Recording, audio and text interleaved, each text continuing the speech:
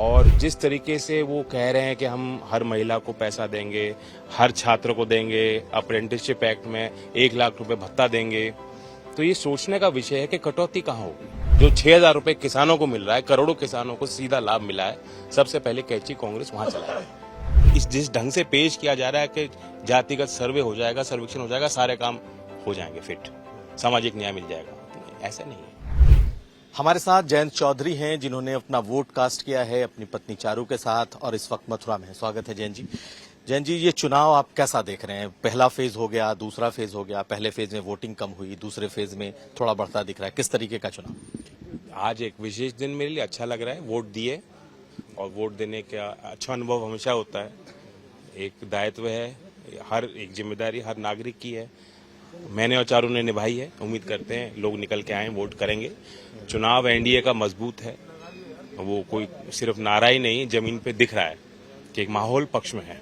तो आपको लगता है कि आपके आने से एनडीए और मजबूत हुआ है? क्योंकि कहा यह जा रहा था कि जयंत चौधरी के नहीं होने का एक नुकसान बीजेपी को हो रहा था, उस गठबंधन को हो रहा था। आप कितना महसूस करते हैं कि आपके आने की वजह से? मैं अपने ऊपर ज्यादा वो नहीं रखता, मैं अपने आप को ज्यादा ओवर एम्फिसाइज नहीं करना चाहता। एनडीए मजबूत था और आज भी एनडीए मजबूत है और लोकदल भी मजबूत है और हम और मजबूती दे रहे हैं, दे सकते हैं, दे रहे हैं। एक सवाल यह है कि प्रधानमंत्री के भाषण को लेकर के बड़े सवाल उठ रहे हैं कि प्रधानमंत्री ने जिस तरीके का भाषण किया कि महिलाओं के मंगलसूत्र तक कांग्रेस पहुंच जाएगी, वेल्थ रीडिस्ट्रीब्यूशन होगा। आपको लगता है कि ये भाषण प्रधानमंत्री ने जो दिया है वो ठीक है और कुछ इस तरह की बातें हैं? ये तो उनको आजादी है ना, और मैं कौन हूं जो कहूं ठीक और गलत। चुनाव आयोग देखेगा, नियम के तहत उन्होंने अपनी बात रखी और उनके एक हक बनता है। देश को उन्होंने संदेश दिया और आगाह किया है कि क्या खतरे देश के सामने आ सकते हैं, और इसमें कोई शक नहीं है कि कांग्रेस बहुत कंफ्यूज्ड पॉलिसी को लेकर आई है। सैम पिट्रोडा कुछ और बात कह रहे हैं, फिर उसका खंडन किया जा रहा है, और जिस तरीके से वो कह रहे हैं कि हम हर महिला को पैसा देंगे, हर छात्र को देंगे, अप्रेंटिसशिप एक्ट में 1 लाख रुपए भत्ता देंगे, तो ये सोचने का विषय है कि कटौती कहाँ होगी। मैं आपको बताता हूँ कटौती कहाँ होगी। इनके मैनिफेस्टो में प्रधानमंत्री किसान सम्मान योजना का कोई जिक्र नहीं है, यानी इनकी कोई मंशा ही नहीं है। वरना वो कहते कि हम 6,000 को 12,000 करेंगे या 15,000 करेंगे, उन्होंने उसका जिक्र ही नहीं किया। तो सबसे पहले कैची जो 6,000 रुपए किसानों को मिल रहा है, करोड़ों किसानों को सीधा लाभ मिला है, सबसे पहले कैची कांग्रेस वहां चला है। एक्सरे की बात आ रही है, जो राहुल गांधी के सबसे ज्यादा अगर किसी बात पर इस वक्त विवाद छिड़ा है तो उन्होंने कहा है, बार बार दोहराया है कि हम एक्सरे करेंगे। दूसरी बात यह है कि आपको लगता है कि जिस तरीके से प्रधानमंत्री ये मुद्दा उठा रहे हैं कि ओबीसी का आरक्षण छीन करके एक विशेष समुदाय को, खास करके अल्पसंख्यकों को दिया जा रहा है, क्या कहेंगे? देखिए, डेटा सरकार के पास होना चाहिए, इसमें कोई शक नहीं, लेकिन कास्ट सर्वे कहना आसान है, करना मुश्किल है।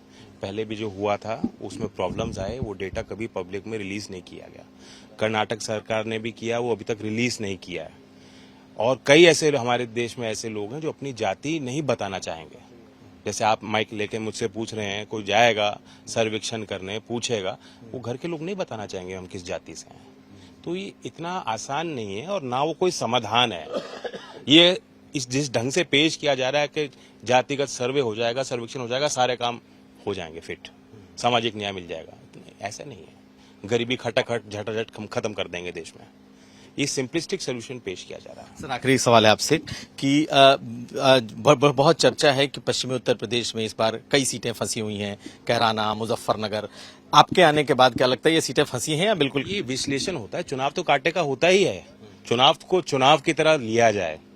मैं अपने कार्यकर्ताओं से कह रहा हूं कि आप ये ना सोचें कि काम हो गया। मतदान निकल के लोग करें, चुनाव को ढंग से लड़ें, मेहनत करें। बहुत शुक्रिया बात करने के लिए। तो हमारे साथ थे जयंत चौधरी और इन्होंने खुलकर कई मुद्दों पर बात की, खास करके प्रधानमंत्री के बयानों पर जिस तरीके से इस वक्त एक हंगामा छिड़ा हुआ है उस पर उन्होंने अपनी बात रखी। मथुरा से कुमार अभिषेक।